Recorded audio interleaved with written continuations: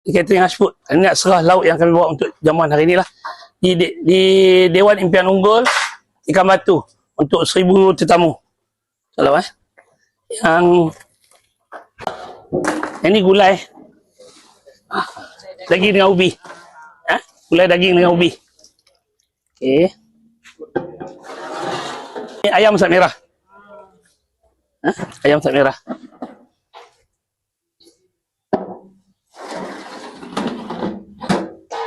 Lepas tu satu lagi ulam kan. Ulam saya tak buat dulu lah. Saya tak buat lagi saya buat. Ini kurma kambing. Kurma kambing. Ini gulai kantalang. Ini gulai kantalang. Gulai kantalang. Saudara. Yang ni kalau tambahan ni yang kami bagi ya. Yang kambing tu dah masak kurma kan.